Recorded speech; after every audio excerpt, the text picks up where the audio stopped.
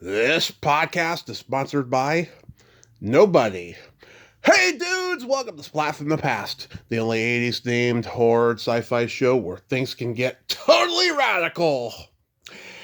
Now today I will be welcoming back my lovely past guest, Marla Pennington Rowan. Of course, you all know her as the mom on the classic 80s sitcom Small Wonder, and she was on Soap in the late 70s.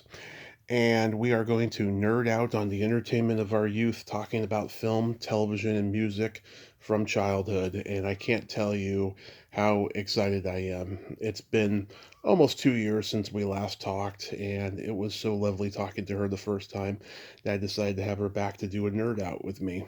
And I'm so looking forward to this. It's going to be great. She grew up in the 50s, 60s, a little bit of the 70s, and it's going to be another fantastic conversation. This is the last show for March Madness. It's been a fantastic month. I've had some toe curlers, and I got even more toe curlers coming in April that you're all going to enjoy. Tomorrow, I drop my interview with John Rubenstein. You're all going to love it. It was a fantastic talk, and we did it earlier today, and it's going to be fantastic. You're going to all love it. And last night, I did, for the first time ever, an improv class. My past guest, Melinda Chilton, who's been on the show before, you all know her and love her. She teaches her Zoom class, Improv 101 class, and I've been telling her for a year that I'm going to do it, and I finally did it last night, and it was so much fun. Randall Carver was a part of the class. Shelley Herman even made an appearance before the class started. It was a fantastic time, and she said that I have a real knack for it. I disagree, but it was very nice of her to think so. I enjoyed it. I had fun. Go take Melinda Chilton's 101 improv classes. She is just fantastic.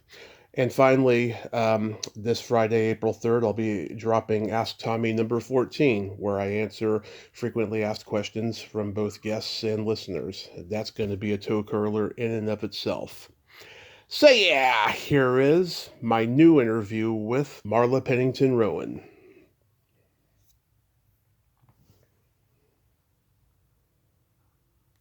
So, going back in time, do you remember the first movie that impacted you as a child? Movie. Yeah, movie. Movie.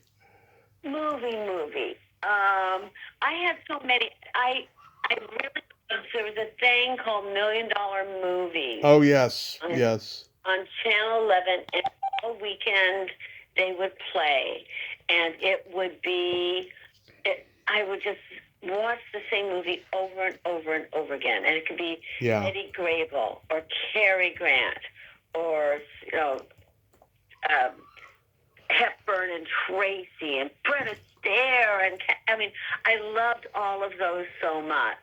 So I watched as a child a lot of old movies, yeah, and then I made my daughter do it later as well.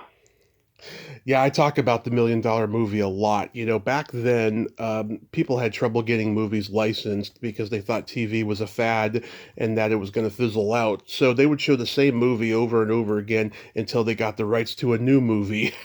you Oh, know? that's so fun! I didn't realize that's why it was, but I was just grateful it was. Yeah, it was very difficult getting movies licensed in those days. And yeah, I mean, it was like the UHF station equivalent of NBC Saturday Night at the Movies.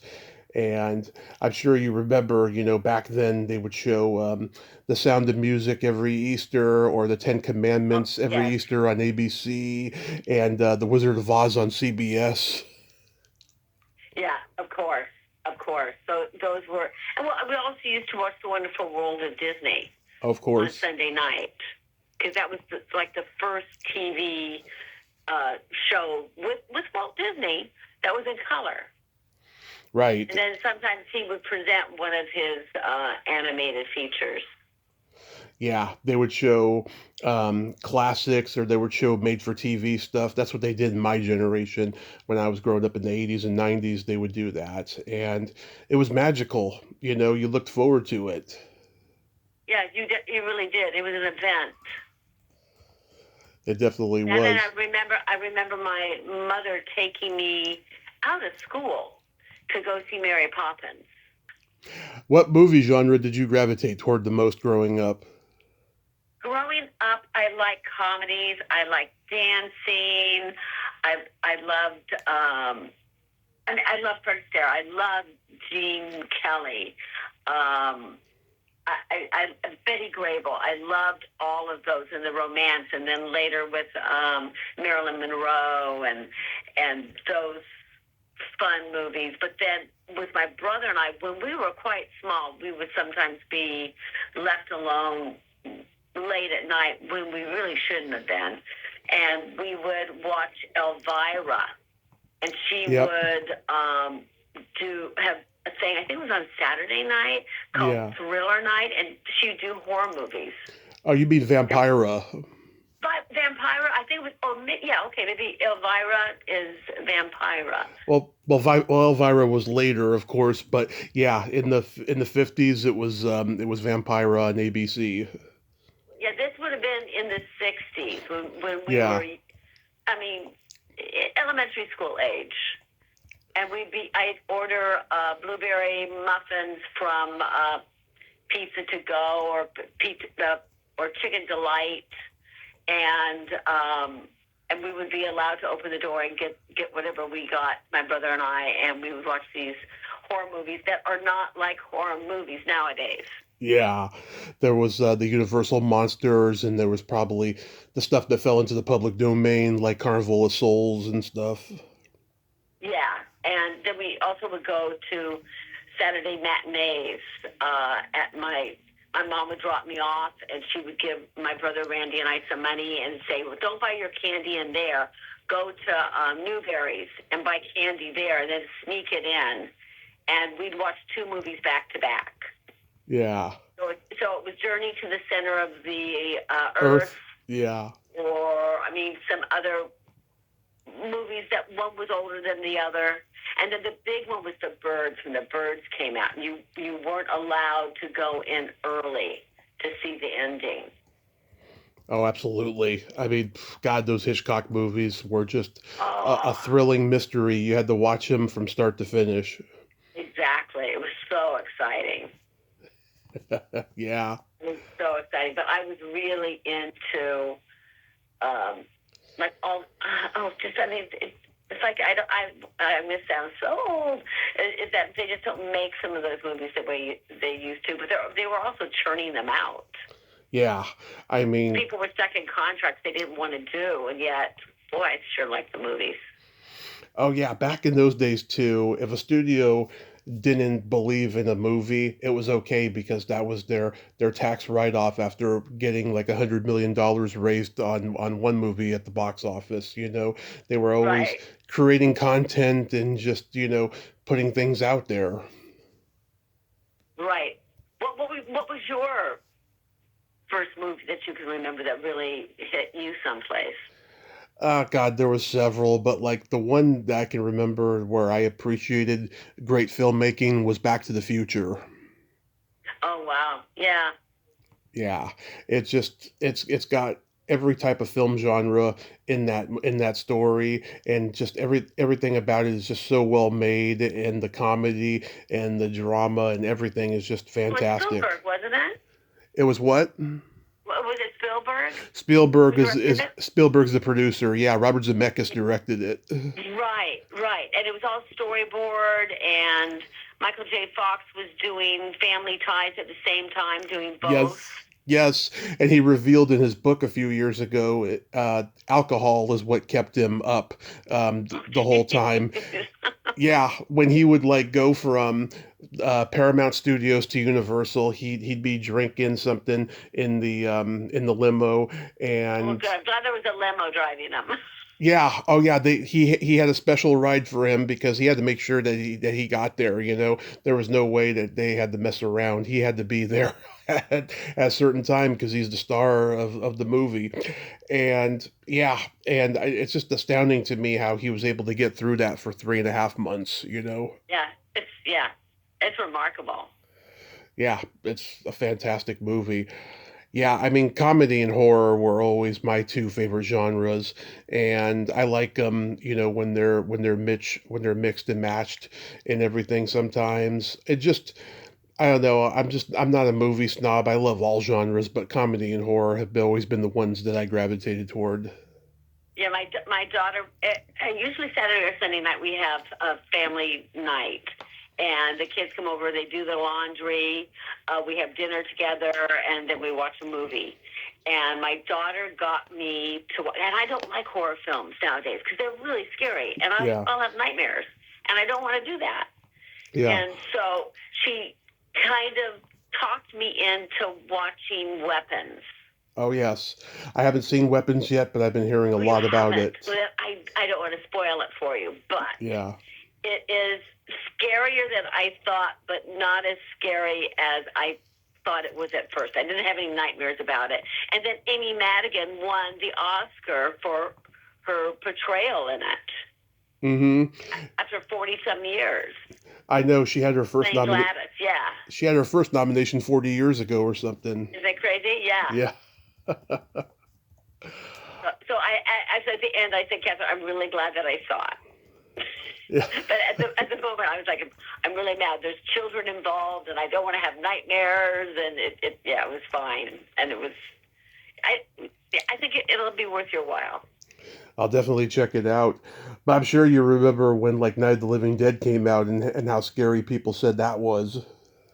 Yeah, but I think that may have been when the scariest movie to me was Exorcist.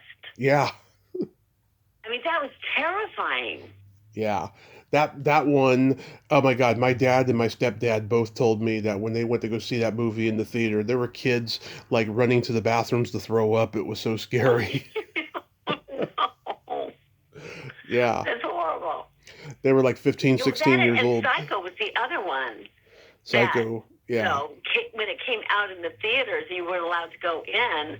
At a certain point, you didn't want to learn the secret that the heroine died so very soon and in such a explicit way, or it seemed explicit. Yeah. But yeah, Hitchcock was just brilliant that way. He was. God, everything. I love so many of his movies. Strangers on a Train, North by Northwest, The Birds. God. Vertigo. That's Rear my, Window. yeah. The Man Who Knew Too Much. Did you know there's two of those movies? No, who did the other one? He did the original in 1934, I believe it was, and then he remade it in 56 with Jimmy Stewart and Doris Day. Oh, is that right? He did it. Oh, I didn't realize that. Yeah. Oh, I did know.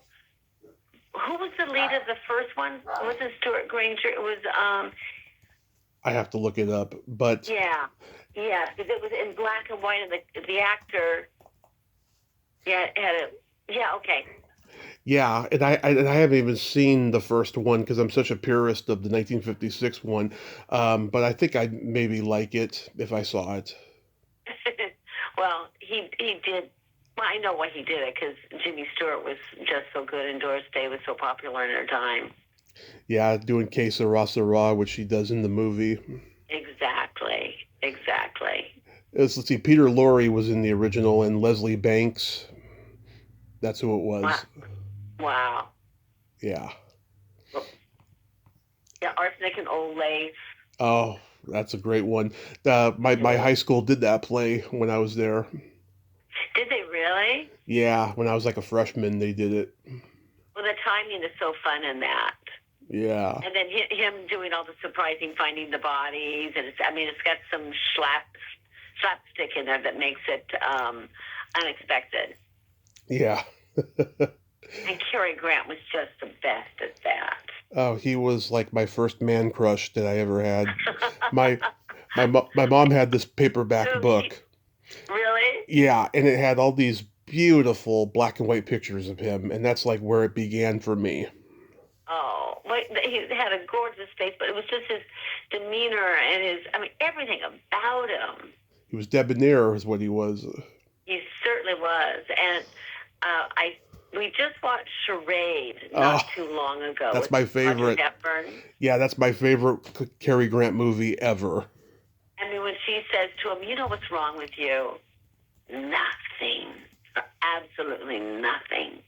I mean, it was just, my daughter just melts. Yeah, I just love that movie. It's one of those ones I could watch over and over again and never get tired of it.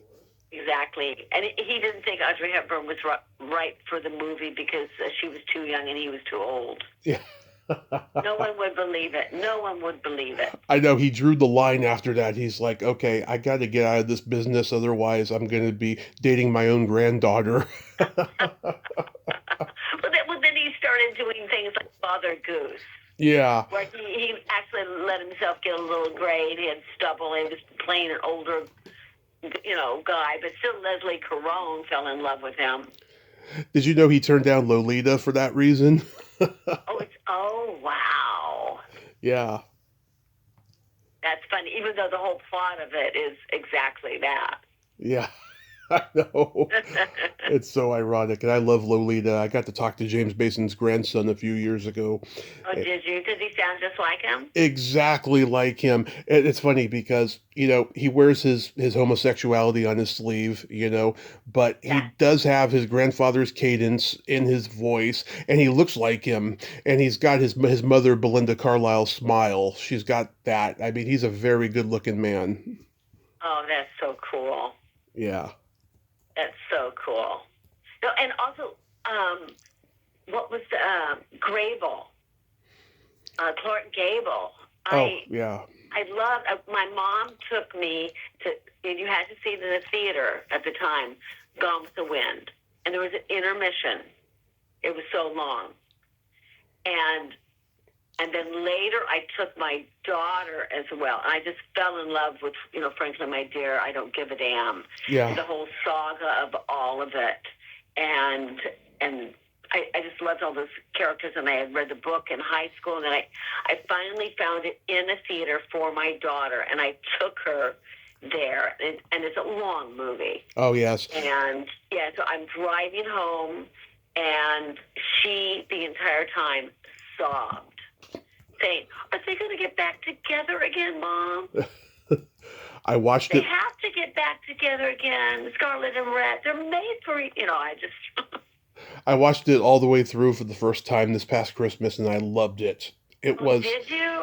Yeah, when I was a kid, I wanted to watch it, but my grandmother, turned me off of it. She said, it's a long movie. It's like watching a festival for a week, And then, as it turns out, she just exaggerated. But I did love the movie, and it's a new favorite of mine. Yeah, I just am a sucker for that one. I just love it. Yeah. Are you a big film noir fan? I do enjoy it. I don't think I really seek out the genre all the time, but I have enjoyed it when it was happening back then. And some of the remakes that they've done of some films I do. Are you? And what films would you recommend? Oh, huge ones. I love all the ones with Bogart and Bacall.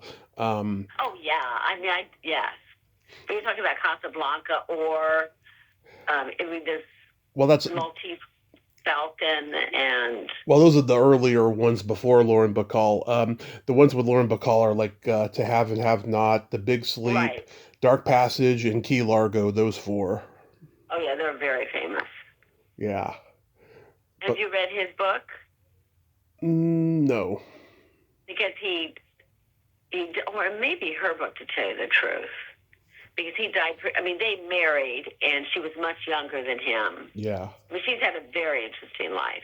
She had a very interesting life, and she died so bitter. So many people said that after he died, she could just not be happy. She was just always miserable. Right. I've heard that about her, too. Yeah. I interviewed this one actress who happens to be distant cousins with her, and one night she's at a house party that... or not a house party, apartment party that Penny Marshall was throwing. And her, Penny Marshall, a few others, they saw Lauren Bacall on the elevator, and she was very cold towards them. And after she walked away, the actress said, she's my distant cousin. And Carrie Fisher, who was there, said, well, at least we know who's the bitch in the family. gosh. Yeah. It's hilarious. And one of it just reminds me that one of the movies that Cary Grant was in that I watch, I think, every New Year's Eve or Christmas is Bishop's Wife. Oh, yeah, that's a good one. David Niven and Loretta Young. Loretta Young. Yeah. So fantastic. That's a good one. I also love anything with Jimmy Stewart, and him and Carrie did the Philadelphia Story together. Oh, that was fantastic with Katharine Hepburn. Yeah, that's a great one. I love how in those days, the word stink was considered a dirty word, and like her younger sister keeps saying it, and she says, "I keep telling you, stop saying that word." And the other one that kills me, and I cry every single time. It's impossible for me not to cry at the end of it, is in The Fair to Remember. Oh, yeah. With Cary Grant and, with Carr, yeah. I mean, it was just so astonishing. I have to watch it every year. Deborah Carr. Yeah. And there's so many Jimmy Stewart movies. I love Mr. Smith Goes to Washington, Harvey, Take Her, She's Mine, Flight of the Phoenix, Anatomy of a Murder. Those are all fantastic. Yeah, all of them. All fantastic. Do you like James Bond movies? Yeah, especially the early ones with Sean Connery. The best. Pierce Bronson lives close, and I see him at the farmer's market, and I used to see him at our gym. Mm-hmm. But I mean, I don't watch them as consistently as some other people, although I do, when I catch them, I enjoy them. I know you rarely see them nowadays, now that Amazon bought them. Yeah. And was it Cubby Broccoli who has the franchise, and that he's the one who picks who James Bond is? Him and Albert Broccoli, his late father, yeah, they got it. They both were a big part of that. Yeah, I think that Connery was the best Bond. I love. Oh, I do too. I've seen all those many times. Love his early ones, Dr. No and Thunderball. And I do like Roger Moore. Roger Moore, he was like the charming Lothario type of James Bond. Yes, exactly. Exactly. Yeah, and I think Timothy Dalton did a pretty good job, but they just didn't give him a chance. And by that point, the Broccoli's wanted to take a break from Bond because they played it to excess for years and years, Uh-huh. Yeah. And a lot of people say that Timothy Dalton came the closest to being what Bond was in the book than any of them. And what was the other, George Lazenby? George Lazenby, that was Her Majesty's one time. Her Majesty's Secret Service. Yeah, that one has a sad ending. He gets married, and then he stops because they have car trouble. And while he's trying to fix the car, Telly Savalas and Diana Rigg roll up, and they shoot her, and then drive off. Oh, yeah. That's how the movie starts or ends. No, that's how the movie ends. Oh, heaven! Well, I haven't watched the last one. When I know Bond dies. Yeah, I saw that in the theater. I fell asleep throughout most of it. It was just boring. Was it really? But then I will not make any effort to watch it on TV. Well, everyone's taste is different. Just because I fell. And also, it matters how you're feeling and what you feel like. Yeah, just because I fell asleep doesn't mean you will. But who knows? I don't know. You have everything in your living room, and I've got a big TV, and it's just, certain things will make me get out, especially with friends, to get up to see a movie nowadays. Mm-hmm. But I think the last, I went and saw The Dark Knight. That was a long time ago. The Batman movie? Yes. Love it. And it was in IMAX. Yeah. And it was so loud, and it was like such a visceral experience. Yeah. That you came out almost like with a headache, and you felt as if you were there. Which I think is what movies are trying to do. I think that's why a lot of the young people really enjoy it. Yeah. Because it makes them feel something, and they're rooting for someone, and they get, I remember going to movies when the theater was packed and seeing Jaws for the first time, and everyone screamed at the same point. Yeah, I know when Jaws came out, God, it changed the industry completely. It started the It summer did, and we didn't blockbuster. expect any of that. Our Flashdance, I didn't realize how great it was going to be. Yeah, Flashdance, that was an interesting one. Yeah, I mean, there was a lot of, when I was a young actress, that you would get so your SAG cards, you could join the theater guild. And on Saturdays, you would get a free movie. And it would be all actors. And watching a movie that is just now being released with all actors is a unique experience. Did you like um, Charlie Chaplin movies? I didn't really watch that many of them, but I certainly did. I really liked Buster Keaton Yeah. and Harold Lloyd? Harold Lloyd. I watched some of those. I didn't watch as much Chaplin, Abbott and Costello, of course, but yeah, I'm trying to think of the guy with the mustache with Buster Keaton. I mean, I watched a lot of their farce and those movies. They were so clever. Is that James Finlayson? He was heavier, and he had a mustache. He wore a bowler hat. Laurel and Hardy. Oh, Laurel and Hardy, yeah. Watched a lot of Laurel and Hardy. Me too. Love Laurel and Hardy. And I know that Dick Martin got to meet Buster Keaton, and so did Dick Van Dyke, and they were thrilled. Yeah.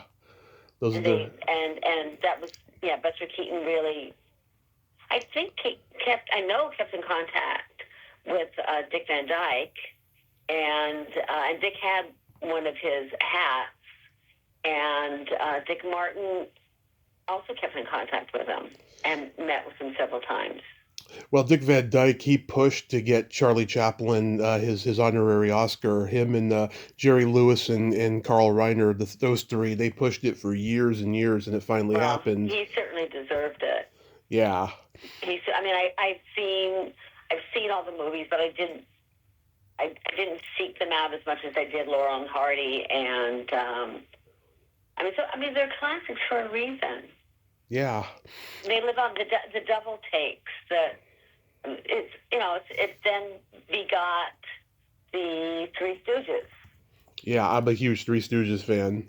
Yeah, and they had their own particular humor that was really great and fun. And then the Marx Brothers. Oh. You go to there's a Duck Soup, and I got all their movies. I love them. They're great. They're great. I mean, you just escape. Horse Feathers, where they're playing football, and Groucho is playing quarterback. He looks at the center's ass and says, "Fancy meeting you here." It's a classic. No, I mean, and they were really clever people, and they wrote a lot of their stuff. I mean, it wasn't just someone else in a room writing it, and they became those characters. They developed it themselves. Yeah. And then had creative people, creative directors and producers that would, know that it could make money. But they also were kind enough to put it on film that we could watch it again and again.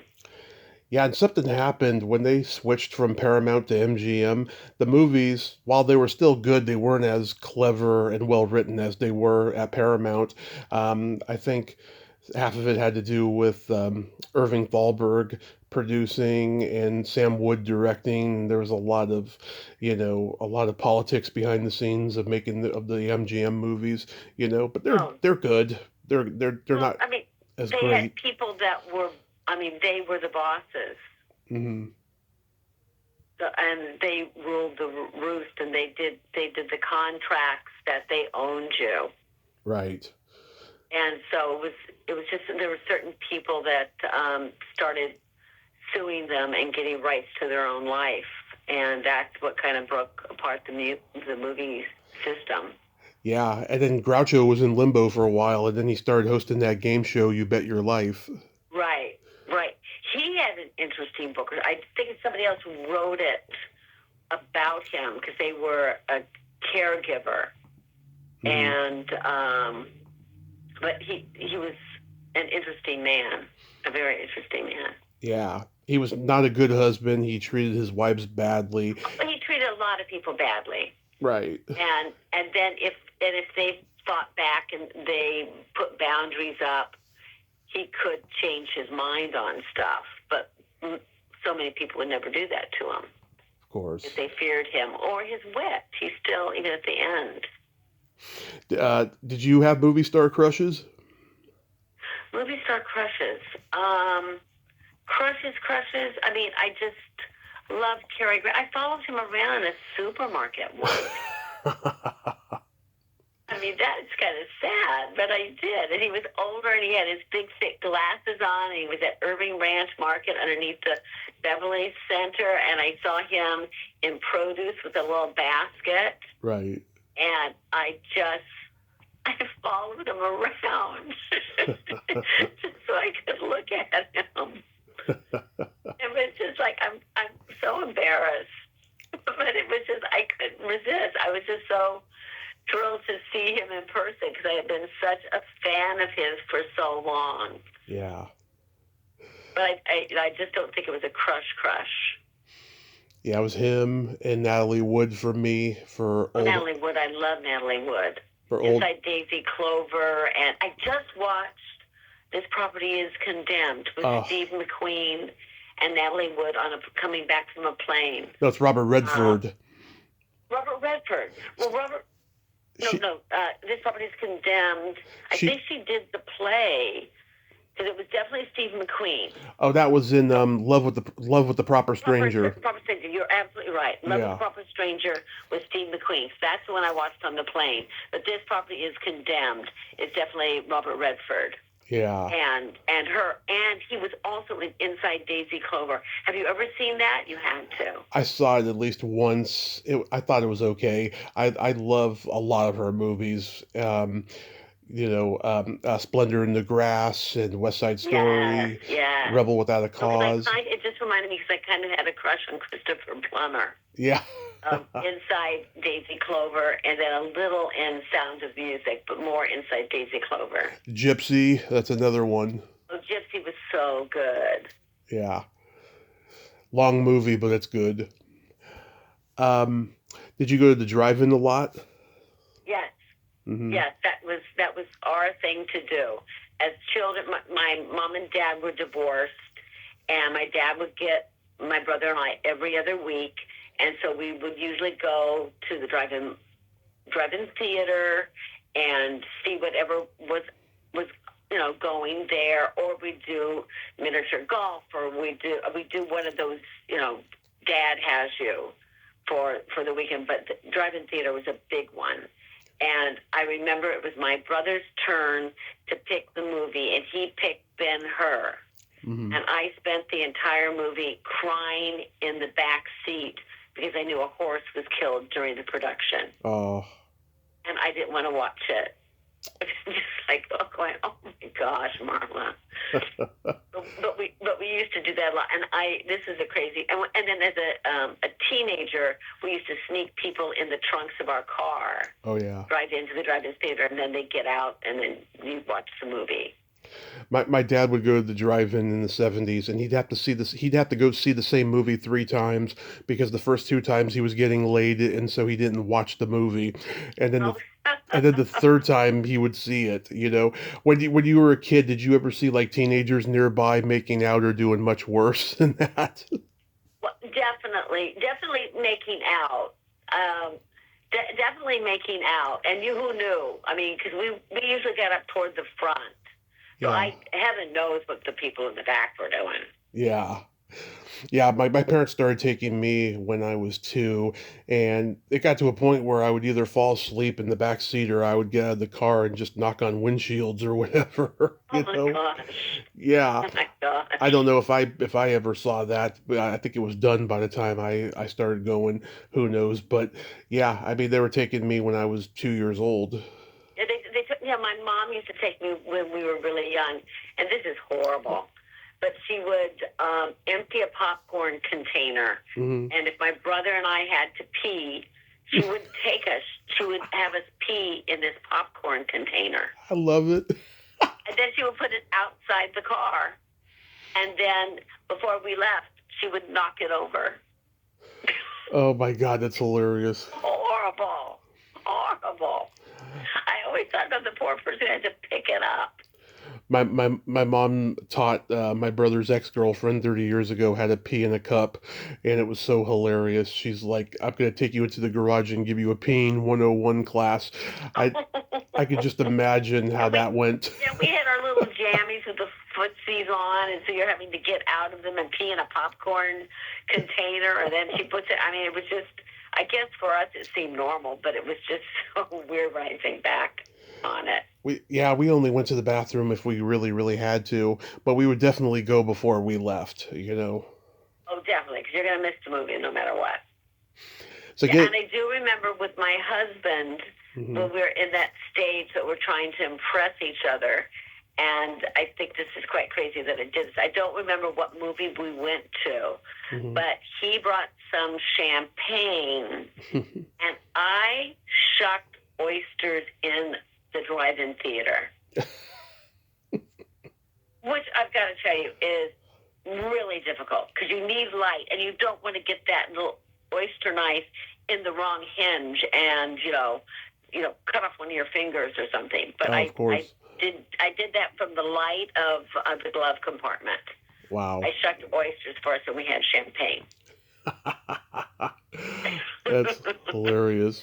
Those are the days. And my mom, actually, I remember she had something built in the back of the back seat mm-hmm. so that if she wanted to stay for another, because sometimes they would have a double feature and it was past our bedtime, she would just, and we'd be in our jammies anyhow, she would just put some blankets down and it would be like one long bed, kind of like what they're doing in the airlines now. Oh, yeah. Yeah, making those little beds. And she would just have our pillows there and she'd just have us go to sleep. And I think one of the movies was The Carpet Banger. Oh, yeah. Carpet Bagger.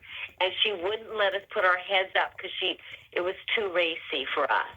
Oh, yeah. But we were in the back seat hearing it all, trying to go to sleep. And someone was swinging on a chandelier. I just remember, peeking, over the seat mm-hmm. to be able to see. So getting into television, like what sitcoms did you watch growing up? Dick Van Dyke Show. Yep. Loved it. I Love Lucy. Lived off of it. In fact, my dog's name is Lucy. I got to interview Lucy Arnaz last summer. Oh, did you? Yeah, she was great. I bet. She's got lots of stories. Oh, yeah. Yeah. But I mean, early on it would be My Favorite Martian, mm-hmm. The Real McCoys and Andy Griffith mm-hmm. show. I mean, just easy. Our TV was on all the time as if it was background. Yeah. And I think that I know my brother does it too, and my daughter does it, and I do it, and it's just like the TV's always on. Yeah. And so that's what, like the Andy Griffith Show or Beverly Hillbillies. I love Bewitched and that girl because it was just so doggone cute. We used to watch it. We used to watch I Dream of Jeannie, and there's the famous story about her belly button, and yeah, there was a reporter on set that took a picture of her in that costume before the pilot was even finished, and so it caused a sensation and it caused controversy. So they had to reshoot it without her belly button being shown. So then 2 years later, Gene Roddenberry finally broke that no belly button rule on TV by having Barbara Luna and Nichelle Nichols show theirs on Star Trek. And last year, I got to meet Barbara Luna at the Hollywood show, and she let me touch her belly button during our selfie. No! Yeah. It was great. That's hysterical. It was great. Oh, the smiles on our faces say it all in that picture. Oh, that's so funny.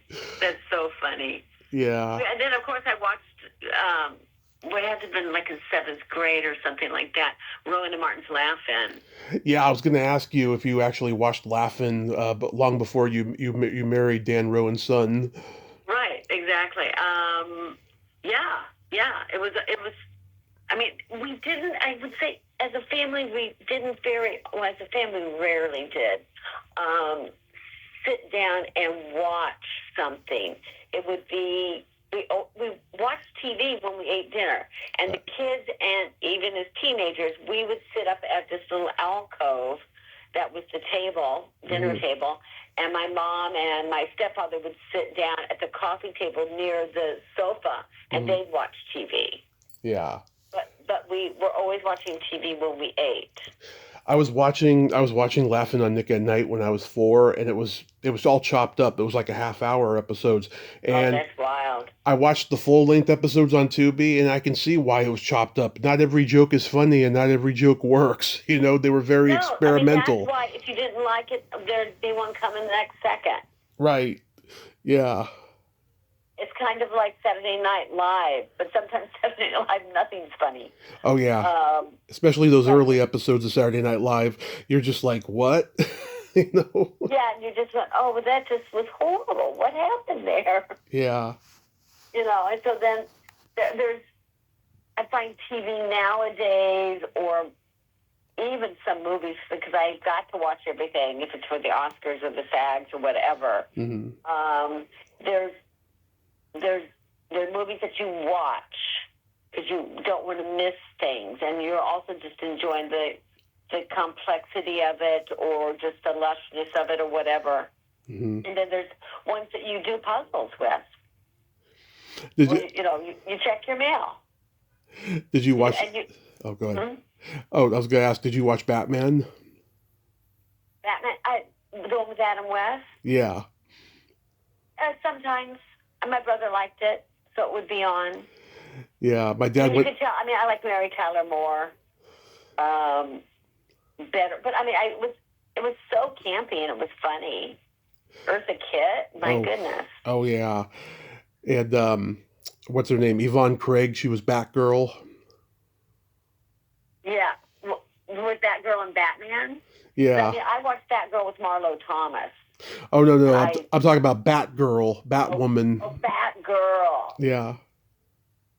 I didn't realize that, but yeah, I didn't. I knew of it and I watched it, but it was one of those that like I said, I didn't sit down and watch it. When I was younger, the $1 Million movies, I would sit down and watch. And I'd watch a movie 3-4 times over being at the weekend with my grandma. How about Gidget? Oh, I love Gidget. Yeah. Love Gidget. Me too. Yeah, and Moondoggie, and even the movie with Sandra Dee. Oh yeah, the original movie. Doug McClure. The original movie, just fantastic. Doug McClure. Brought her own. And what about the Patty Duke show, where she played twins? I love the Patty Duke show. I mean, that was so fun. Yeah, the Donna Reed show. Of course. Shelley Fabares singing Johnny Angel. Yeah. And Carl Beck was her husband, and Paul Peterson. You have to have met Paul Peterson. He's very active. I met him when I was 7, and then I had him on the podcast about 1.5 years ago. Oh, that's cool. Yeah, it was funny. I said to him at the end of our interview, I said, next time let's not wait 35 years, and he laughed at that. But yeah, those were all great shows. Remember F Troop? Oh, yes, I loved F Troop. I do. I loved F Troop. And McHale's Navy also, who later my friend Tim Conway was on. Loved Tim Conway. Oh, I adore him. I have a couple pieces of his furniture in my house. Really? Yeah, he used to love to build furniture and sew jackets. He was a tailor. Yeah, it's one of those guys you look at him and you start laughing. He's really funny. And he was always funny. Always funny. I grew up watching those Dwarf tapes where he's the dwarf. I saw the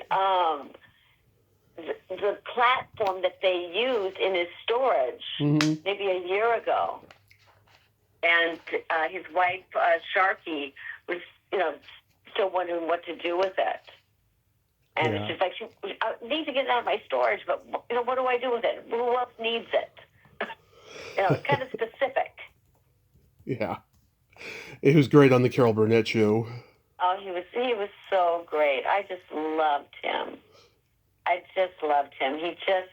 He was always funny and always sweet. And the two of them together were just, we used to play charades at the house, especially around Christmas.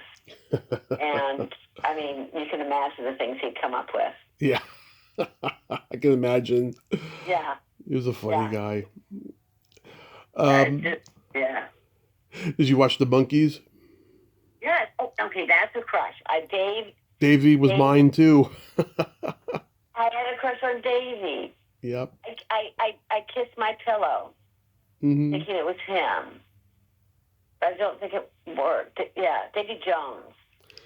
I saw the Monkees live when I was 14. They were doing a concert at Candlestick Park in San Francisco, and it was before a Giants game, and it was only three of them. Michael wasn't there, and they drove off the field in a Cadillac after the show. It was great. Oh, that's fun. That had to be so much fun. It was exhilarating. I'd like, oh my God, I can't believe they're only a few feet away from me. It was so good. Well, I've seen like the Rolling Stones at Dodger Stadium had really good seats. And, it was a while back. But Mick Jagger, my gosh, just how he can have those Mick Jagger moves. It's all true. The whole thing is, there were so many songs that I didn't think I would know because I was more of a Beatles fan. But there's so many that are just in our lexicon that you can't get away from them. They're classic. Did you see the Beatles on Ed Sullivan when it first aired? I did. And my grandma bought the album, and she brought it into her house where we were, and she showed it, and she said, I hear these are going to be really big people. Yeah. And they're going to be on Ed Sullivan, and here's the album in vinyl. And we watched it all together. And it was wild. And then I went and saw the movie, I guess, Hard Day's Night in the theater. The best. And it was so annoying because all the girls wouldn't stop screaming. I know, it's a movie. It's not a concert. Right. And you can't hear a word. And then they were acting so bizarre. It was like a frenzy. And I was just annoyed by it. Yeah, that's so crazy. Yeah, I talked to, do you know Charlie Brill and Mitzi McCall? Of course. Yeah, so I had them on the show a few years ago. It was by far my favorite interview. It was so funny, and they were making me laugh the whole time. And they told me, backstage they were at the Coca-Cola machine before the show, and John Lennon saw them, and he knocked on their door a few minutes later, and he was like, "Excuse me, I need a Coke for Ringo." And they didn't know who Ringo was, right? They didn't know any of the names of any of the Beatles. They just knew that there were these four boys from England driving the American kids crazy. That's all they knew, right? So Mitzi was like, "A Coke for Ringo? What's that, a Jewish holiday we don't know about?"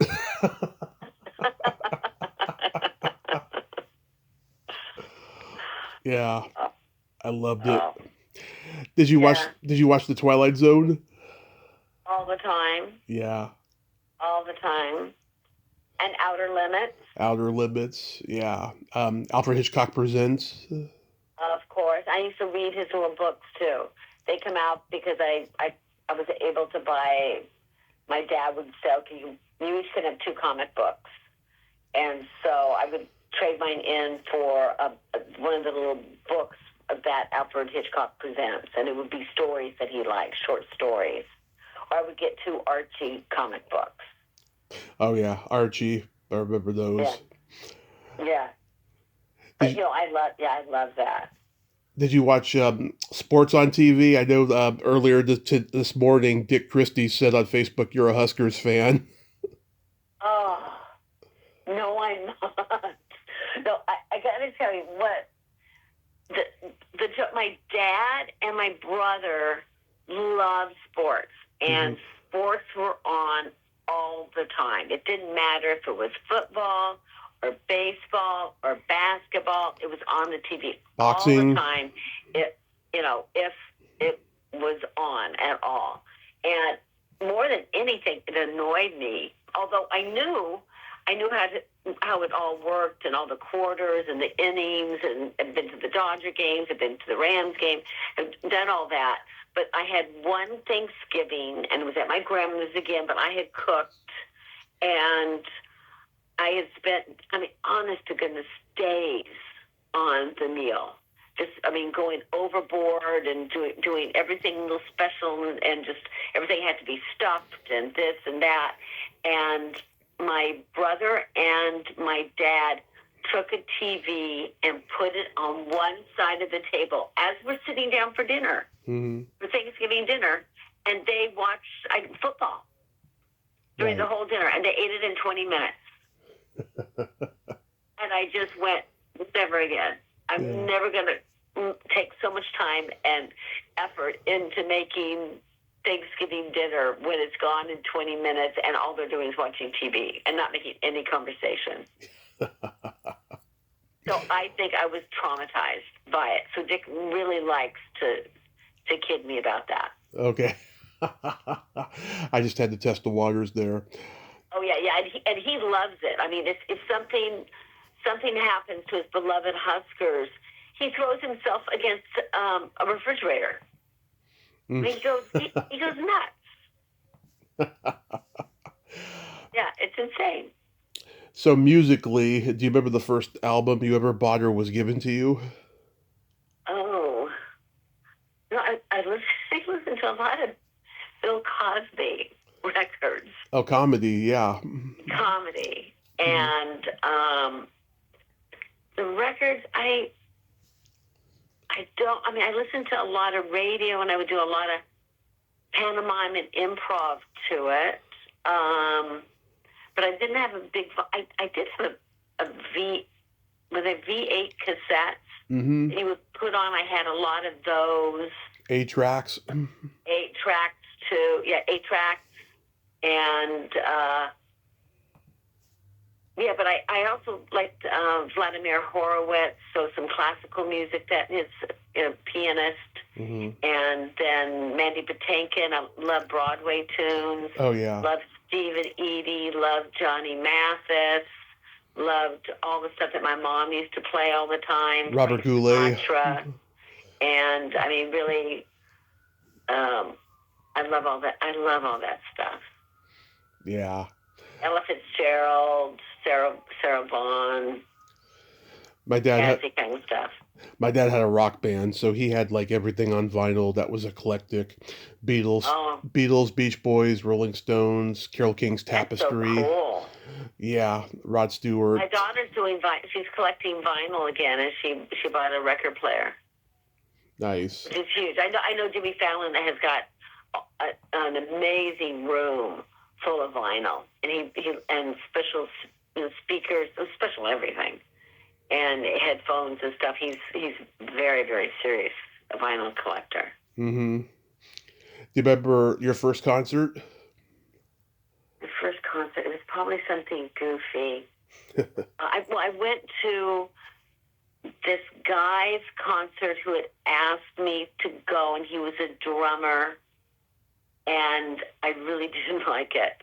It was kind of hard rock, and it was like in a high school auditorium, and so it was probably something really goofy like Carole King and James Taylor. Okay, yeah, that's great. I was I really was a drama freak, and so I liked going to musicals instead of going to the concerts. I wasn't into, although I did like Crosby, Stills and Nash, and all that music. In fact, I just had a girlfriend here from high school for the weekend, and we listened to Tapestry with Carole King, and I did Cirrus, and I just had all that movie of the genre playing basically all weekend, and both of us would go, "Oh, I love that song," because you just kind of forget.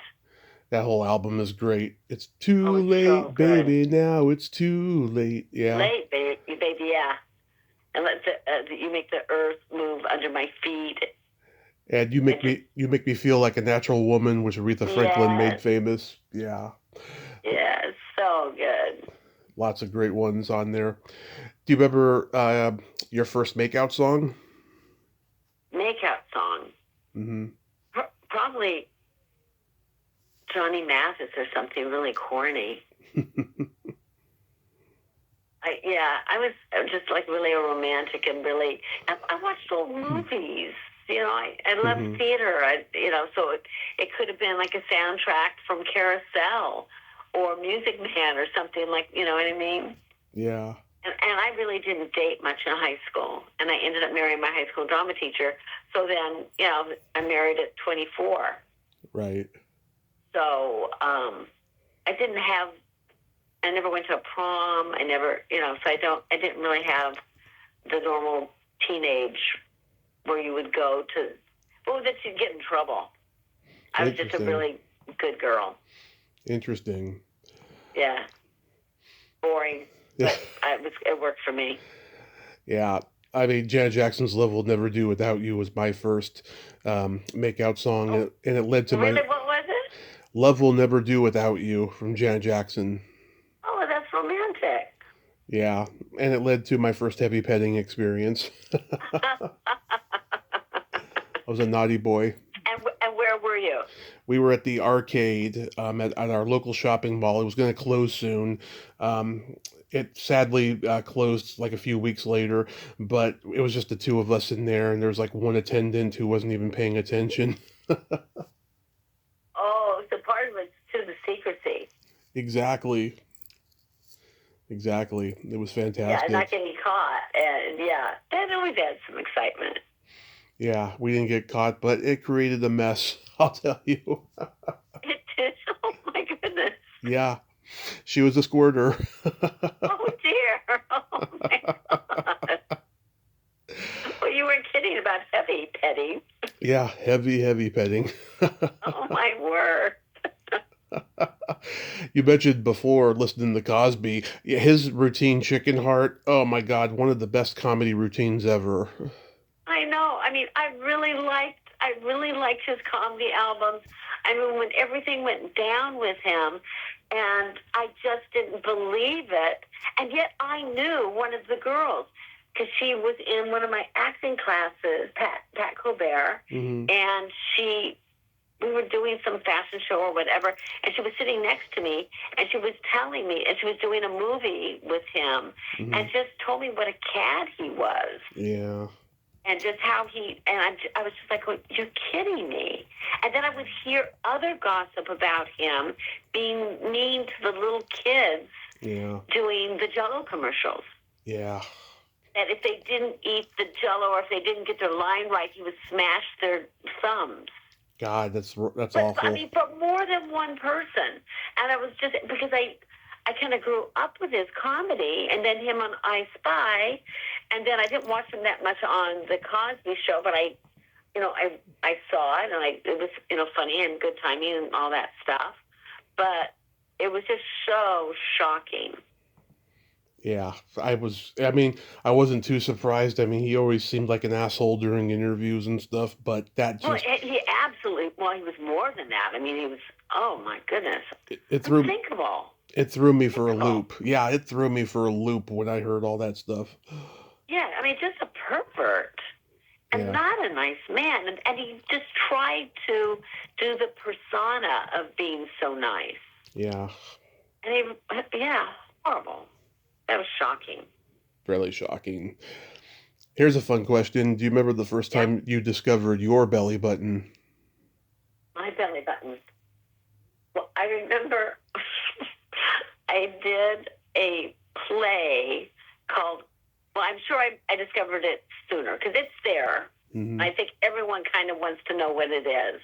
Yeah. But it was probably, I was, an infant or, whatever, because born in California, you were always like in little swimsuits and things like that, and then later bikinis or, whatever. Yeah. And always trying to get the tan with the cocoa butter and the baby oil, which is nuts. but I did carousel, and the opening, I was a belly dancer. Yeah. And I had to wear a jewel in my belly button. Right.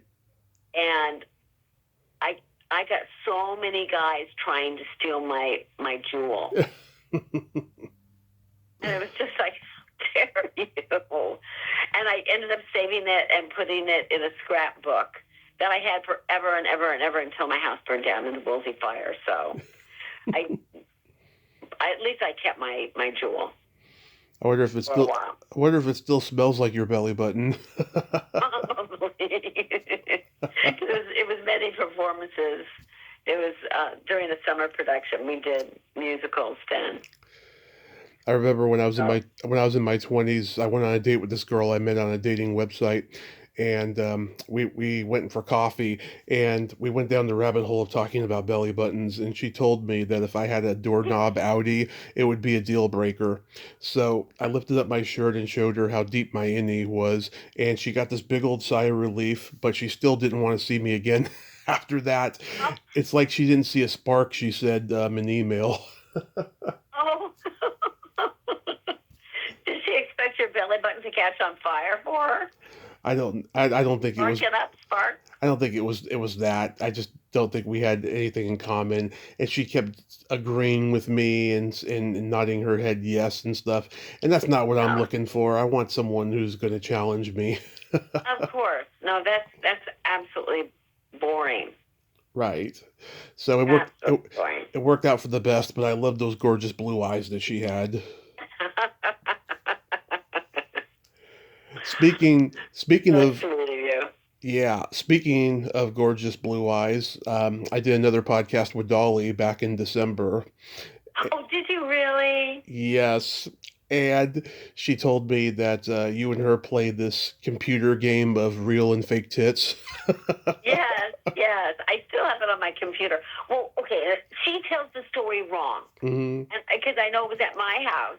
Yeah. And it's when I had the laptop computer, and it was Memorial Day. No, I think it was Labor Day. I'll take it back. It was Labor Day because we had a lot of kids running around, and there's a lot of adults, and we had volleyball going on in the backyard.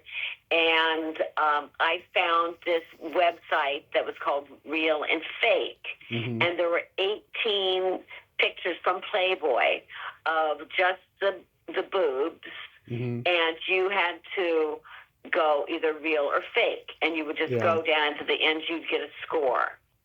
And so I thought it would be fun if one at a time we brought the adults in mm-hmm. to play the game. Right. And so we had one was a doctor, and he kept on messing up my screen because he kept on wanting to touch it, to see if they would look, I guess looking for texture or whatever. And also then he'd be going, well, are they on their menses or not? Or are they, David, how do I know? No, I don't know if they're having their period or not. No. Or, whatever. And so we did it, a lot, and it was very funny. And then I did come out at one point, and I asked Dolly, I said, do you want to do it? Mm-hmm. And so she said, yeah, of course I do. So she went back, and then she came out, and she said, Marla, she said, I'm number 5. Yes. And I said, no, what? No, those are beautiful, but what? Those are yours? They're not yours? And she said, yes, they are. And so then we went in, and then she showed me, how she had her hand up and showed me the picture from Playboy. So mm-hmm. then I was able to say to everybody, okay, do you want to play real and fake? And by the way, one of the people that are in the game are here today. And Dolly thought that was the greatest thing ever. Yeah. And then, so did everyone else. It was really, really funny. And actually, the person who won, it was 20, and Danny and Catherine's preschool teacher got the most right, which mm-hmm. is crazy, just by happenstance. Oh God, next time I'm in LA, I gotta come over and we gotta play this game. Oh yeah, it's fun. It's fun. I could probably even forward it to you if you can't wait. Yeah, I mean, God, that seems like it would be a lot of fun, and It was just I thought it was a giggle, because it was just, everyone was playing volleyball or they're running around in little motor cars or they've got bikes, and it was a chili contest and there was a little fair down, and yeah, like to spice it up. But I mean, what a coinky dink that Dolly was number 5 or whatever it was. I just love finding out that my heroes are just as bawdy and perverted as I am. Like hearing these anecdotes, it really humanizes them, and it just makes me feel like I'm not alone. Well, no, of course you're not alone. People are people. Exactly. It's just, so many people out there, try to hide it and fake it, and it just comes off as so insincere and inauthentic. Yeah, well, yeah, absolutely, absolutely. And there's a lot worse out there. So, I mean, yeah, there's all types. I mean, if everyone was the same, we'd get tired of looking at each other, right? Exactly. You want diversity. You want different. And I mean, I was unlucky enough with knowing Dick and Dolly and Tom and the whole group of people that I got to know and became dear friends with, because they were so unique and they were my icons and I really looked up to them. Right. And then they changed and became people. And really lovely people who just like to laugh. Absolutely. Absolutely. And who have families and have troubles, but more than anything, they just wanted to get together and eat food and eat at the table and laugh.